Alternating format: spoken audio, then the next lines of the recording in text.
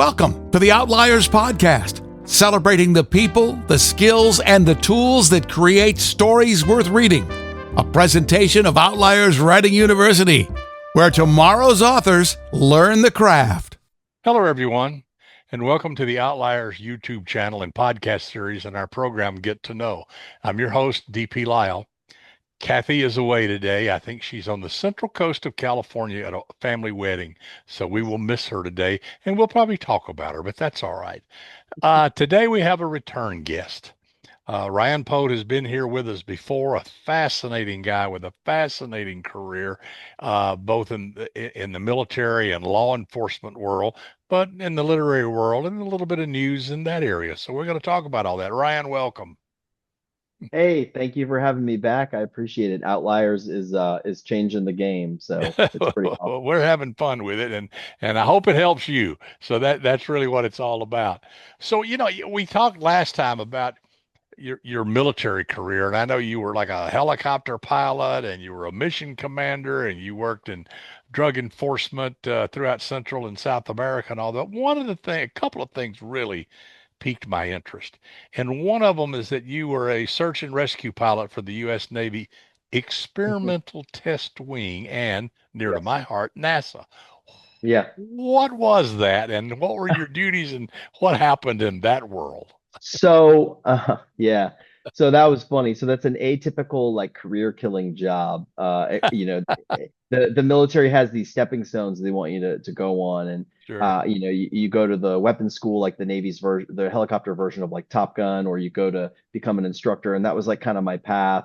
But I had a very severe injury that I was battling, a very bad cervical injury and a TBI from my first deployment, and I was just in excruciating pain all the time, and I had done 3 deployments back to back to back with that injury from the first deployment, and I was kind of just fed up. And when I got back, I just looked for a flying job that was stateside, that was more conducive to like family life, because I was basically gone for the whole 3 years of that deployment when I just got married and all that. So I was like, there was personal stuff going on, but there was also my injury, and I needed to be able to try. So I was up and down on flight status. They kept taking me off of flight status for diagnostics and surgery consultations and all this stuff. And I kept being stubborn as a young, a type A personality guy who wanted to do that job and I was like, no, like I'm gonna keep fighting this and do the physical therapy, do whatever I need to, check in the box to get back up. So I was constantly on and off flight status. So I needed a job that was a little more conducive to that. So search and rescue was kind of the job that nobody wanted. And so I was like, hey, I still get to fly, and it'll be a little bit easier for me to do that. Nobody wanted to go to Patuxent River. I don't know why. I'm here now. I call it my home. It's a beautiful place. I love it. We've settled down here for good. And so I came to this unit, and I didn't know what it was. And so we were basically flying search and rescue for the test wing, but we also did search and rescue for the fighters that defend the capital region. So anytime like there's a big event up in the capital region, there's fighters that launch, and we were search and rescue for those guys. And we do medvacs and stuff for the area. So fly up through the national capital region and bring people to Baltimore shock trauma and stuff like that. So it was a really cool job, actually. It was really fun. You got to kind of focus, because we did search and rescue in the Navy, but it was kind of like a side gig from our main job. Right. Every helicopter pilot does that. But we got to really hyper focus on it. We carried paramedics that, could push blood products, and, very advanced trained paramedics with us. So we had a lot of capability, and we did a lot of in-depth training. We had a lot of great tools and stuff. So it was a really fun to hyper focus on that.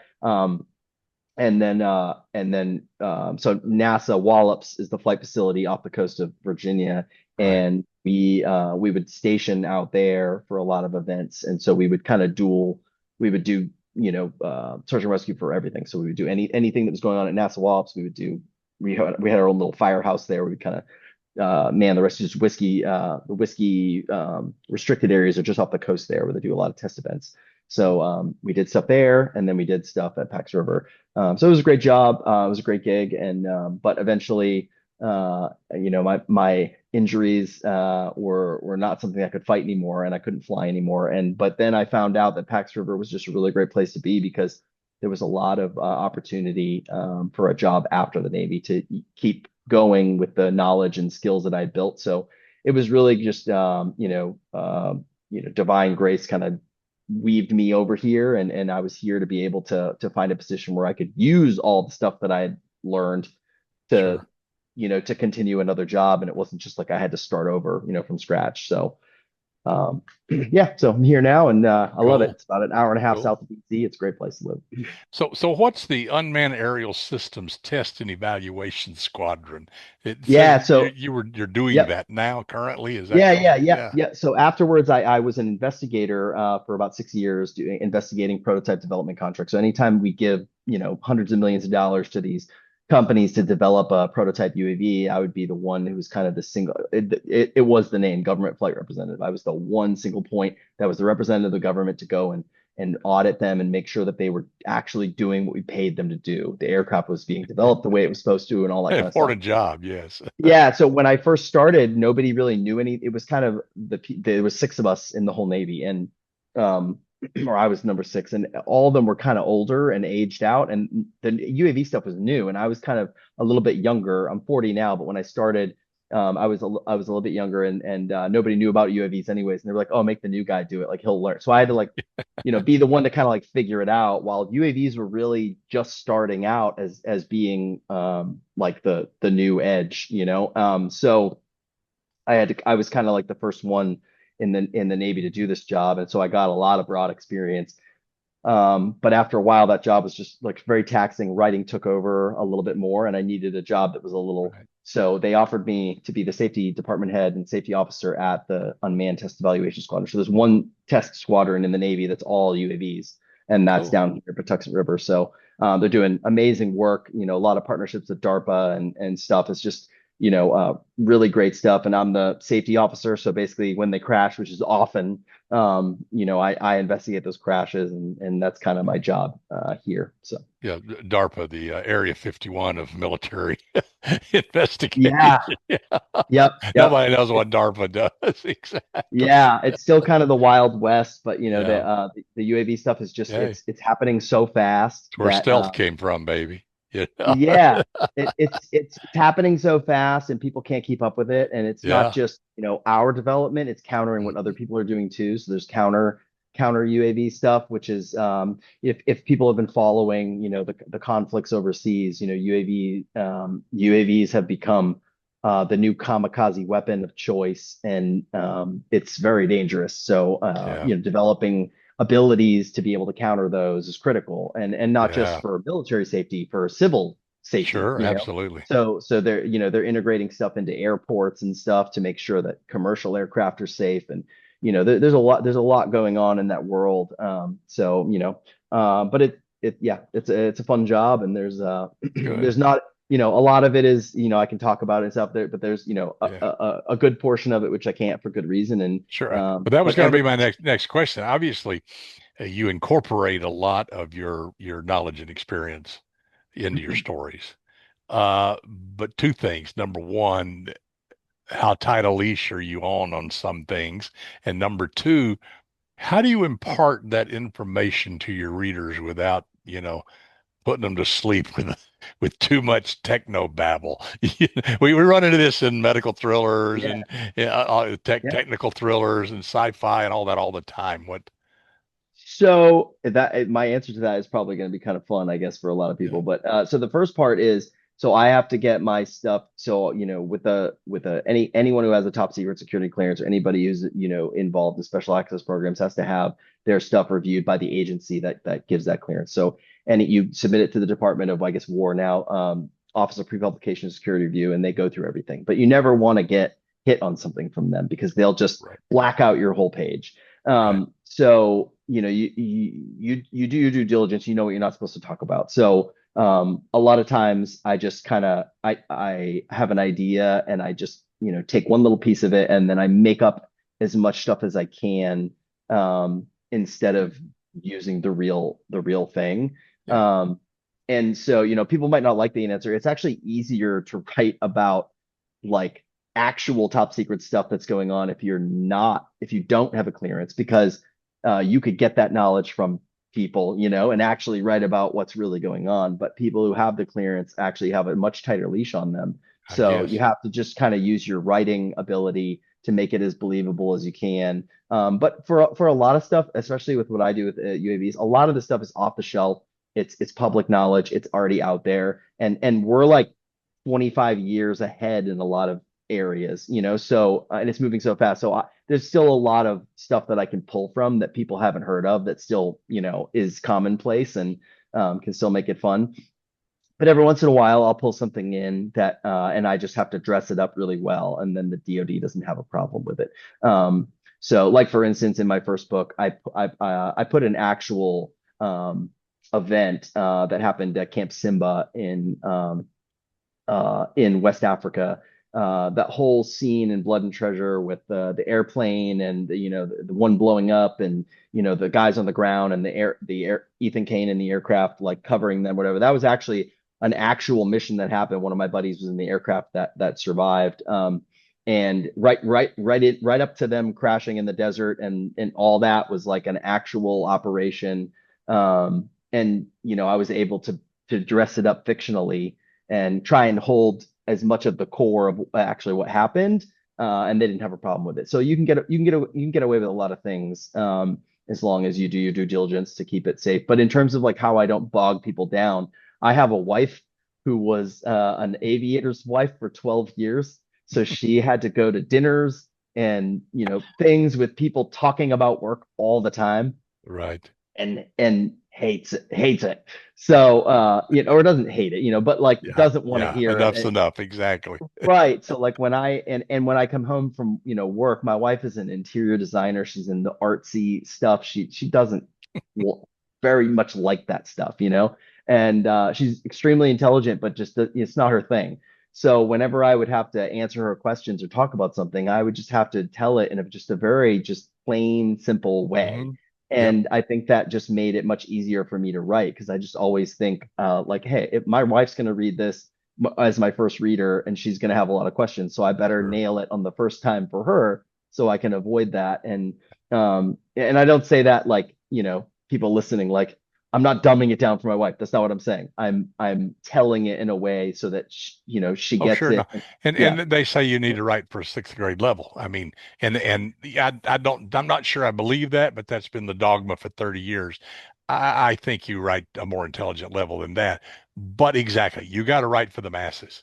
And I always said Right. everybody's smart in some things and stupid in other things, but you got to Yeah. assume that they don't know what you're talking about. Yeah, I try and Yeah, break up the dialogue. Like if I have a character say what they would actually say, but sure. then you can briefly throw a line in there that Right. just says what that is. And as a reader, if you're in a flow of good Mhm. dialogue, you won't even notice that. You'll just be like, oh, Right. thank you, thank you for Briefly, that. I'm briefly right is the back in. key word there. Yes, Right, briefly. And yeah, I've exactly. just picked up a lot of tricks from people to do that. And I was a big fan of people who did keep the plot going. And then Mhm. I'd never liked books that just really Right. I liked to learn that stuff, but I didn't like, to lose the plot. So I'm always plot Exactly. first. You got to keep it moving forward. And I think my process lends to that, because I tend to write the first draft very fast, Yep. and I go back in afterwards, and that's when I layer in like detail. Exactly. So I go in and I look at the pacing of what I've already got from my completed story, and I say, oh, here's a good place where I can stretch that out, give you a little more. And here's a place where, nope, I need to just keep it going, and maybe I'll explain it later. And I think there's a great modicum from Rennie Brown in her book How to Edit Yourself into Print. It's resist the urge to explain. And Right. if you can do that in your first draft, it'll serve you forever, because the reader's very smart. So just write it because you know everything, and then when you read it again, you'll see where you can flavor it. Yeah, I think we get asked this a lot, in classes and stuff for Outliers, and also at writers' conferences. And since I write in the technical world too, right, Yep. forensic science novels and medical novels and all that stuff. Anyway, it's is it better to confuse the reader or bore the reader? And I always say it's best to confuse. Leave a little bit out. They can always Google a word and learn a little more about it. But if you go into a deep explanation of something, boom, you've lost them. And they Or not step just, right out of the story. yeah, yeah. And I would say like immersive. I get that one a lot about writing. And immersive is you pull the reader in, and you don't do that too Right. often. And when you pull them in, they're in it, and they have a lot more, they're more forgiving in terms of what's Yes. happening, because once they're involved, they want the realism in terms of what someone would say. Right. And if But you you don't as have a to explain all the realism. right, They you will don't have get to they will get what explain. they need to know, the feeling, the action, the whatever's happening in the context. Exactly. In Exactly. the Yeah. context is big, and then if it needs to be explained, find a Right. creative way to Right. explain it To that's slice not it in. in your face. Yeah. Yeah. But then once in a while, when you explain a word or something, that's not all the time. That's, like you said, briefly. That'll be Mm. accepted. And yeah, it's just I wrote 5 books before I ever got published, so Of I course. tried my best to learn this craft. And to anyone watching, like, it's a craft, and there's so many different ways to do things, and you just got to find what works for you. And Exactly. And be patient. Keep yeah, working and be patient with it. Well, yep, let's talk a little bit. You have some news about something that's coming along the line in your before we get into your new book. Uh, yeah, tell us yep. about that. I have. It's been announced now that I am the new co-author for the Clive Cussler Estate. I'm going to be picking up, resurrecting, and rebooting the Sam and Remy Fargo series. So Right. that was a 12-book series that pretty much almost all of them were within the top 10 New York Times bestsellers. So it was a Hmm. big series. It fell off after the co-author Robin Brissell had some health issues, and she had to Right. kind of back out. And at the same time as that happened, Clive passed away. Right. And then you had COVID right on top of that, and all those things combined, and the book couldn't get finished. And they have the Cussler Estate has a very high standard for the co-authors, and they protect the legacy. They're much more involved than other estates, Yes. and that's a good thing. And so they had a really hard time finding an author. And Dirk asked me this past fall if I would kind of audition. And it was funny because he had read my work, and we'd been friends for a while. And it wasn't like, hey, do you want to write for me? Okay, let's go. It was, hey, do you want to write for me? And then it was 4 months of auditioning, Sure. like, Sure. Yeah. Yeah. which is good. And the book is better for it, because if he had taken my first attempt, I would have changed the Fargos, into my own thing. And he helped kind of direct me back into a book that's going to fit seamlessly into the series and Yeah.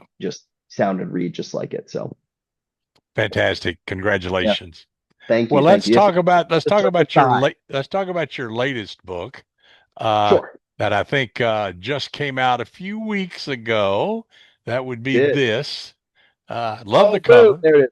Yeah, I got to develop that with the designer Steve Meditz. I love it. It's one of my favorite covers. So tell us about this. What's the story? All right, so I like to pitch my book a little different than the publisher. So we start out in the prologue. You're in Antarctica. You're with the chief station of McMurdo, Felix Gray, and he's just landed at a remote site in the western Antarctic, Mary Bird Land. And there's this giant hole the size of a baseball stadium, perfectly round, just going miles into the ice. And the field team that they are visiting has disappeared. They've essentially fallen into this hole, and they recover a laptop. It's pretty important to them. You don't know why, and they take off. There's these tremors that are also kind of that you learn as you go have been occurring, and they're increasing in intensity and number. And it's all pretty mysterious to them. They take off, and in just the time that it took them to land, hundreds more of these holes have popped up around the ice sheet all over the place, and it's just a giant mystery. So that's where we start with this big international incident in Antarctica. kind of more of a mystery than kind of like an action incident. And then we start with Ethan Kane. He's doing his normal job. He's not doing some kind of treasure hunting thing. He's on the Mekong River with a new character, and they are scanning the Mekong River bottom for a gas pipeline installation. And meanwhile, unbeknownst to them, we've met the villain early, and there is a sand trafficking operation that's further upstream in China, the Langkang side of the Mekong River, and they are illegally mining sand. And there's a major catastrophe that leads to an ecological disaster that dams up the river, completely diverts the Mekong westbound, causing massive destruction, but dries up the entire Mekong River. So about 50 to 60 feet of water completely dries out from underneath them, and their boat settles on the bottom, and they find this 30-foot structure sticking out of the mud. They come to find out that it is an ancient ship. It's a Mongol ship, and aboard it, they discover 2 lost journals from Marco Polo. Now, Marco Polo famously, or most people don't know, he actually did not write his book Travels. His famous book Travels by Marco Polo was actually not written by him. It was ghost written by Rustichello de Pisa. He took down all the information while they were in prison, and he just listened to all the stories, and then he wrote the book and published it under his name, which was kind of common back then. So he never actually told it. And on his deathbed, Marco Polo famously was quoted as saying, because people thought his stories were fantastic or whatever, he said, "If I had told half of what I saw, I feared I would not be believed." So there's a lot of interesting things about what we can do with that. So these journals take Ethan and his team across time, across the globe, across history. They go to ancient Mongolia, to modern Mongolia, as far as Antarctica. And I like to say they meet with the edge of memory, and he gets to see just how steep the drop is. I love it. I love it. And of course, you having a master's in history helps with all of this. I do. Yeah. Yep. Well, that sounds exciting. Fantastic. And that came out just a few weeks ago. It came out just a few weeks ago, the end of June. Yep. So everybody go buy a copy. It's a fun book. It's a fun book. I did a little bit of a different thing, with a lot of times with the second book, at me as a reader, it's very easy to write just a linear series where you just do same thing, different chapter. And with this one, I really wanted to set the trajectory. 2 points make a straight line. So, if I could really set the trajectory of what the series could be and really open the space up. So I wanted to kind of lean more into the adventure, kind of treasure aspect, and do a lot of different things with this book. So you're going to get the same feel that you got when you read Blood and Treasure. All the hallmarks of what the series is are there, but it's a totally different setup. It's totally different construction of the story. It's totally different type of story, but it's still that. Well, from your description, I would say you are well prepared to follow in Clive's footsteps. Oh, thank you, sir. Because he is known for, or was known for, outrageous things going on in his stories. They were all so cool. Thank you. Yeah. Thank you. Well, I appreciate you being here, and we'll have you back again down the road once another book comes out, and we'll chat some more, because it's always fun. It's always fun. Thank you. Yes, it is. I appreciate it, Doug. All right, everybody, that wraps up this episode of Get to Know here on the Outliers YouTube channel and podcast series. And as you know, we will be back with more interviews and more fun stuff. So until then, keep reading, keep writing, keep having fun, and of course, try not to get caught. The Outliers Podcast is a copyrighted presentation of Outliers Writing University. All rights reserved. Learn more at outlierswritinguniversity.com.